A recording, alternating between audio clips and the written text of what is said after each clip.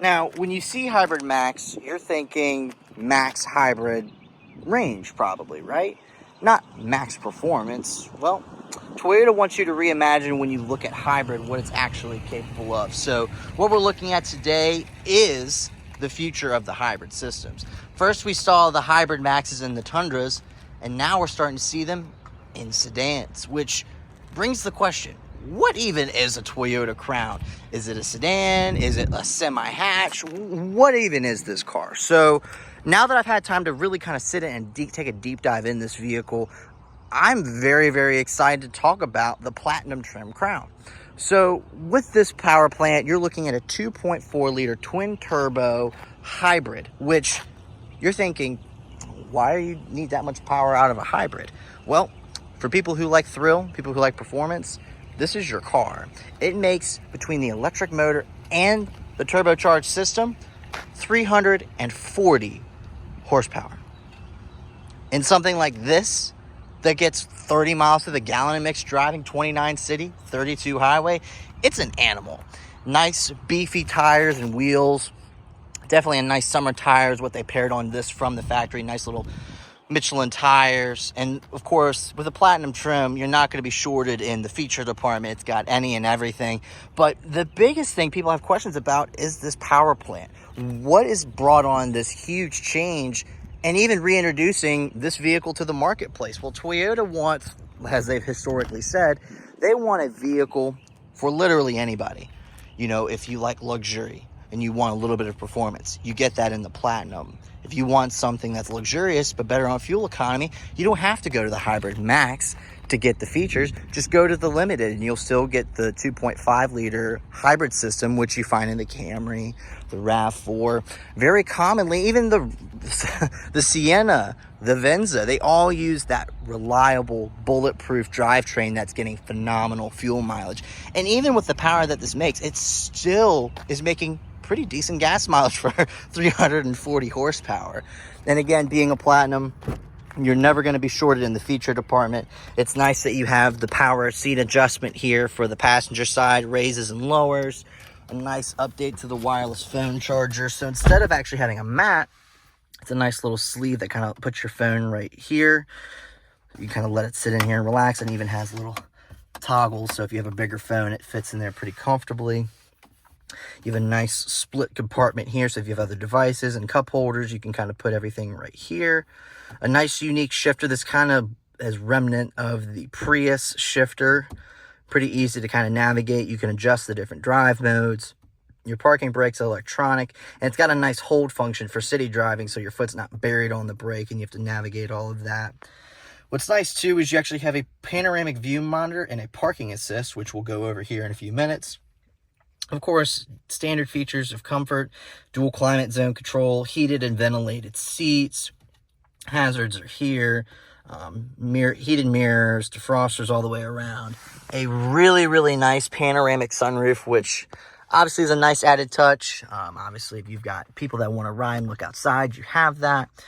Of course, you have a nice frameless mirror, helps keep the high beams from being bright and in your face, paired with a phenomenal audio system in the JBL, which I have grown to not only appreciate, but really enjoy in the Toyota lineup. Every make and model and manufacturer has their own audio system. JBL has been consistent across the board, and I've absolutely enjoyed it, not just in the Crown, but in the Tundras, you know, and all the other models that Toyota rolls out with the JBL audio package. So if you haven't had a chance to, you should swing by a Toyota store and check it out. I'm located at Mechanicsville Toyota, where, once again, they've got an abundance of inventory, which I know a lot of places are having a hard time with. So if you want to stop by on Mechanicsville Turnpike, you can't miss it. It's the big Toyota store on the Turnpike, if you live in Virginia, of course. Back here, you see tons of legroom for people sitting in the back seat. And I like what they did with the center console for the back. It's kind of, you know, it kind of has that more plush feel than your standard center console. What's also clever that they did, obviously you have charging ports back here, so if you have anyone riding in the back seat, that'll definitely give them some comfort. But the biggest thing I'm impressed with is the legroom. in the Crown. So if you have a bigger family and you are concerned about legroom in a sedan, the Crown trumps all of those concerns, even with the seat being adjusted in a myriad of ways. You can really kind of set it up how you like. And Toyota really took the passengers into consideration when they were designing this car. They gave it its own individual JBL speaker right here, which is really unique. I have yet to see a speaker placed there in a sedan, which I'm going to give a huge prop to. I really enjoy that.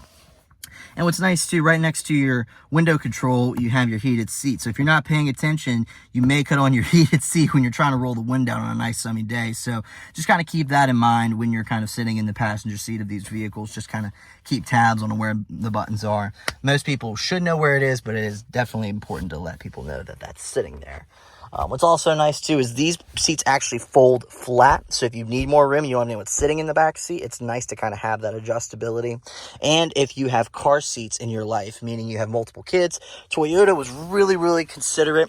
And the car seat anchors, you don't have to go burying into the seat. They're actually pretty centrally located. So again, massive props. But again, Toyota's been doing this for a while, so this shouldn't be new news to anybody, but for people who are new to the Toyota family, I highly encourage you to take a look around and kind of see all the little things Toyota does to make your ownership experience more than just another car purchase. So what's nice too, I like the body lines of it. I think it's a very well presented vehicle. The one thing that people are most confused about is this component here, the trunk. So is it a hatch? No, not really. Some people in different forms have tried to call it a hatch just off of the back end. Really, to me, this kind of, it would be more like a Stinger if, like the Kia Stinger, if this whole back glass slid up. In my mind, this is definitely a traditional sedan. You kind of look back here. It's a really decent storage space. I mean, you definitely wouldn't want to be taking a nap back here, but, you can get a golf bag or two back here. And again, you have this little pocket right here, so if you need to get more room, these seats fold and you have a little bit of storage back there.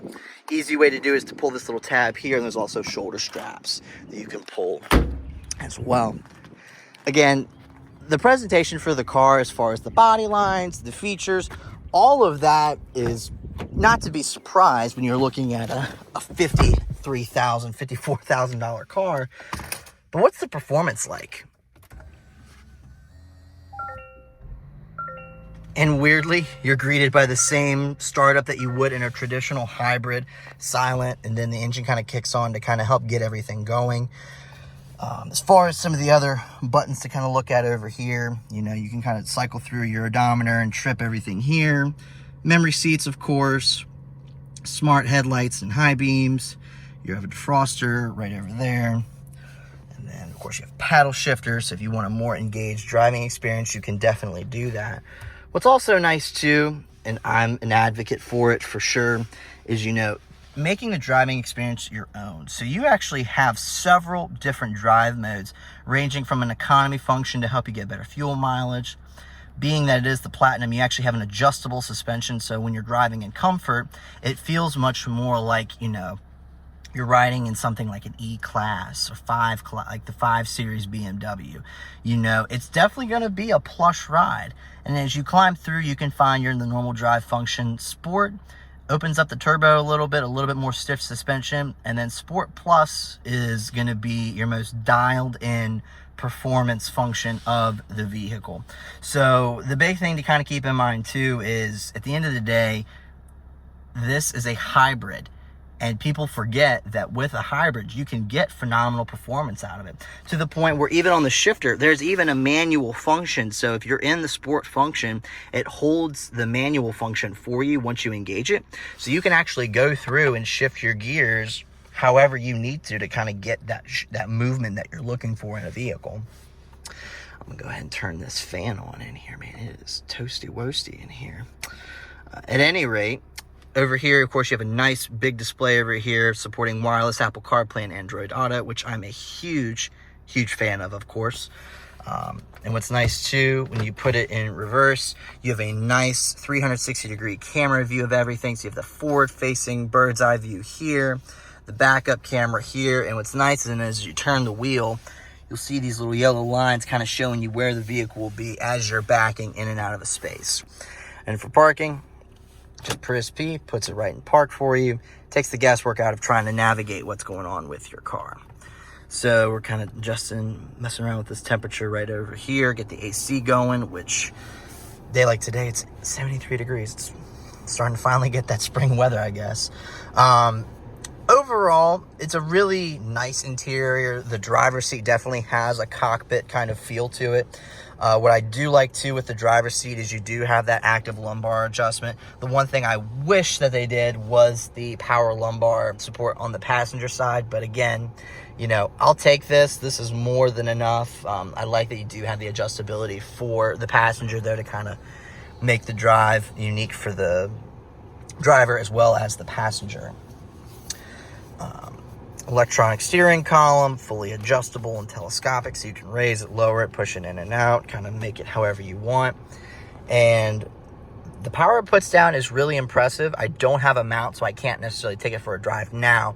I'll do a video later kind of reviewing the drive. But what do you think of the Crown? Do you think this would be something that Toyota's going to continue on its legacy to replace the Avalon? Or do you think that, you know, the Camry and the Corolla are definitely going to remain the powerhouses of the sedan group for Toyota? Let me know in the comments. Thank you so much for your time. If you have questions about anything, let me know. Thank you.